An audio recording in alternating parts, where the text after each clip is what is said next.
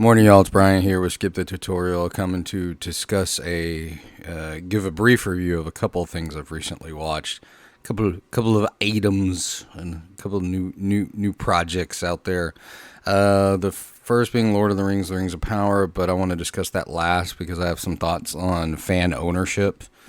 And then the second thing I watched, which I'll discuss first, is actually Nope from director Jordan Peele.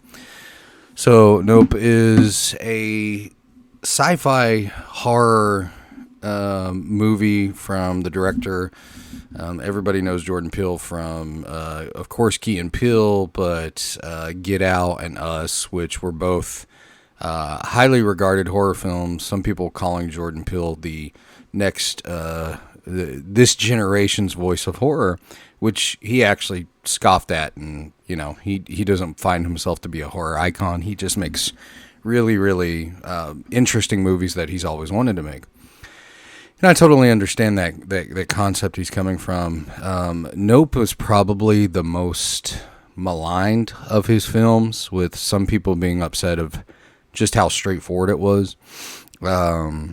As Get Out and Us both had concepts and underlying thematics that were really interesting, and I wouldn't say complicated stories, but kind of weaving tales, especially of, kind of the curiosity factor.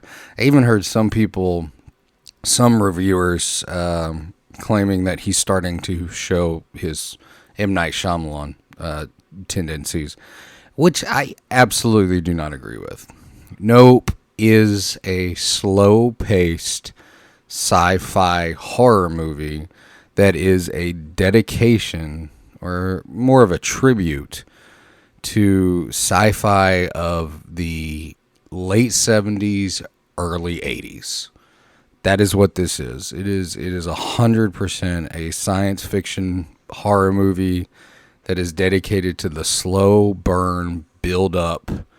There's echoes of Close Encounters of the Third Kind in here, and ultimately it's about the journey, not the reveal, which I think there were some people who were more interested in the reveal and the discovery and less about the journey. And I think that, at least in my view of it, it was about the getting to that point, which really mattered.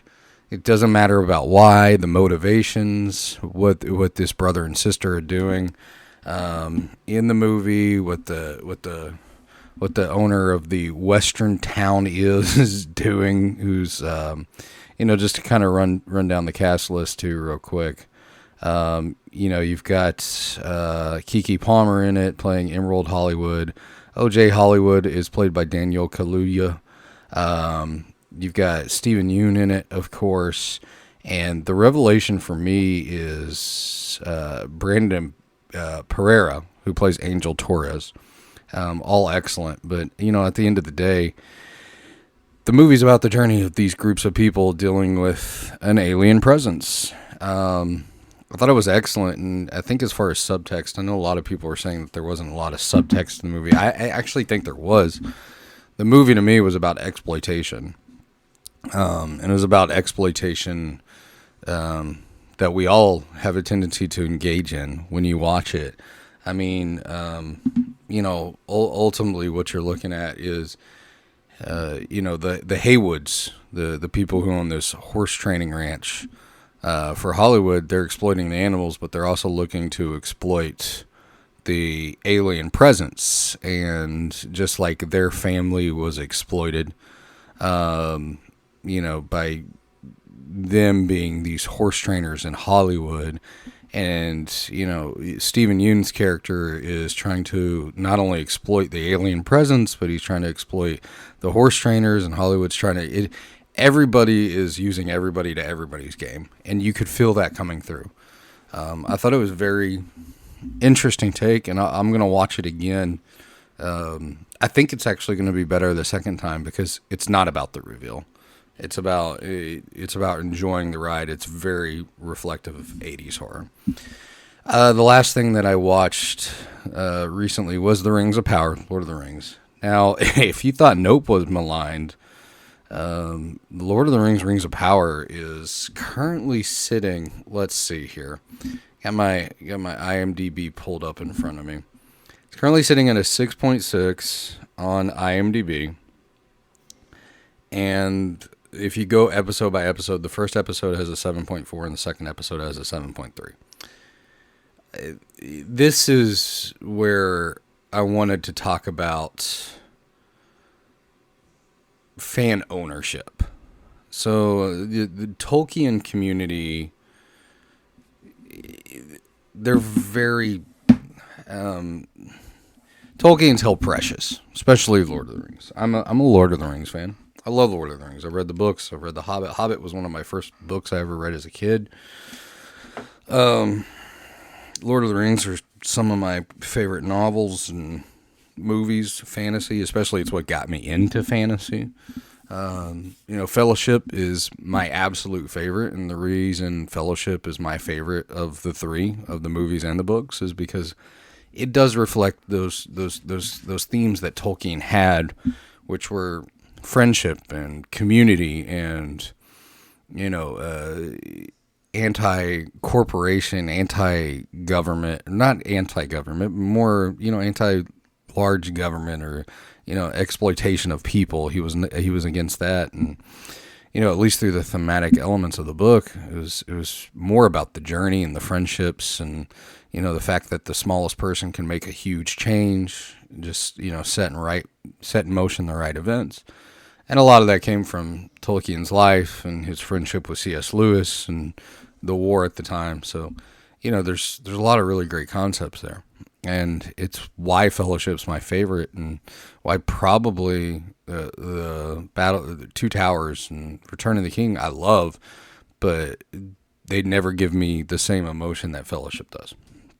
That being said, going into this, Amazon is a big corporation. They are making a long-form television show with some of the highest dollars put into it in history about Lord of the Rings, or at least with the name Lord of the Rings. Is it truly Lord of the Rings? Probably not. Did Amazon actually own the rights?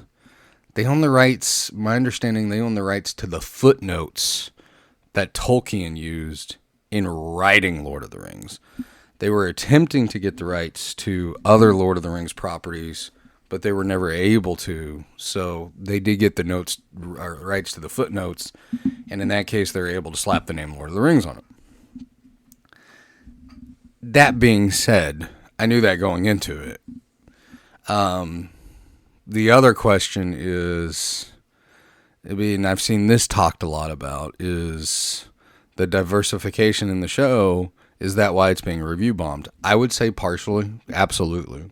There's definitely a group of people out there who have malicious intent to review bomb this because, Galadriel is shown as more of a female warrior type. And look, I'm going to say it. She kills early on in the first episode. There's a troll she takes out, and it's pretty incredible. I mean, I liked watching it. I thought it was cool.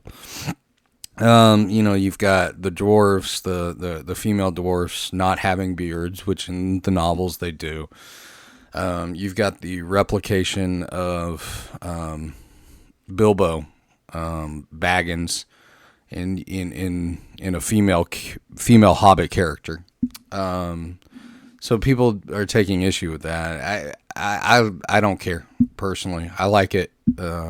At least like all the current characters as they stand. I like the direction they're at least going with it. I can see what they're setting up for this long epic finale, and I'm enjoying that portion of it. Is it truly Lord of the Rings is the question you really have to ask yourself, because I think the other reviews are coming from people who don't believe it's truly Lord of the Rings. I don't think it is. Does it make it bad? No, it doesn't. I'm enjoying it. It's fantasy. It's large, epic, ultra-produced fantasy from Amazon and Bezos and one of the largest corporations. People have the right to their opinion, and they can be upset. But I know a lot of people aren't going to engage with this show because they're going to see it as a betrayal to Tolkien. And I don't see it as that. I see it as almost fan fiction in a way. I mean, it's really good fan fiction. Don't get me wrong. And I trust the people involved behind it. And I'm actually really looking forward to seeing where it goes. Especially with, just some of the people that I know who are behind this show.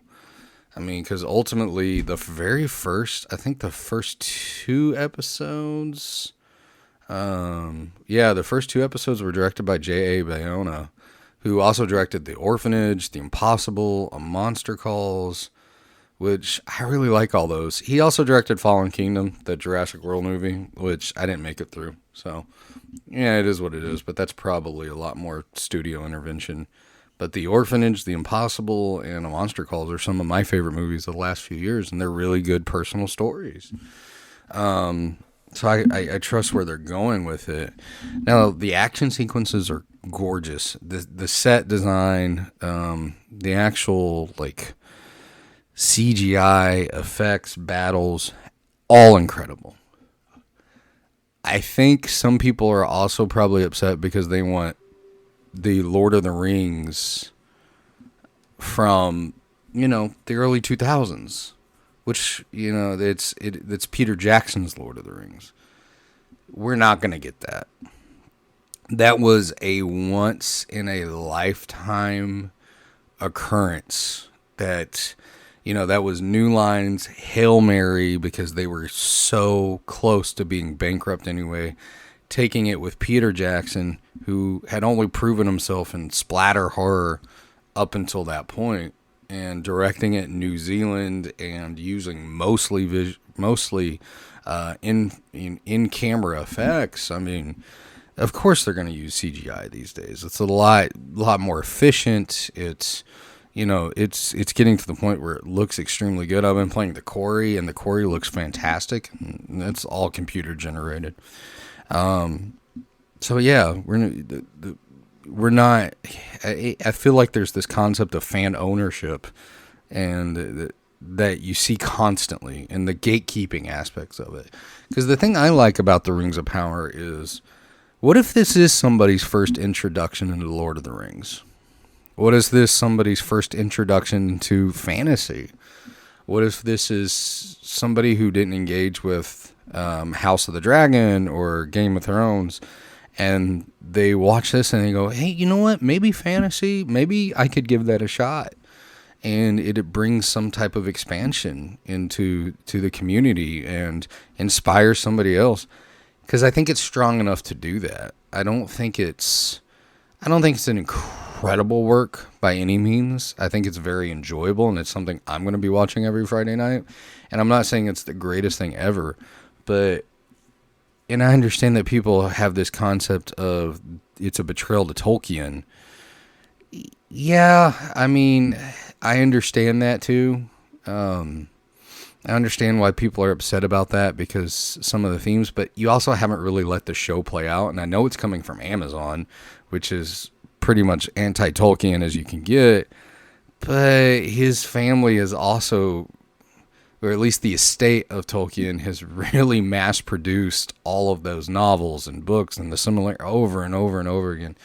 I mean, they're making money off of those. So, I don't know. I want to see where it plays out. And Amazon's made some good, solid stuff, and I'm enjoying it so far. So, that's my thoughts. Let us know. Disagree or agree. Check out the links. You can email us, skipthetutorialpodcast@gmail.com, STTO_pod, Facebook.com/skipthetutorialpod, Instagram.com/skipthetutorialpod. All right. Have a good one. Stay humble, y'all.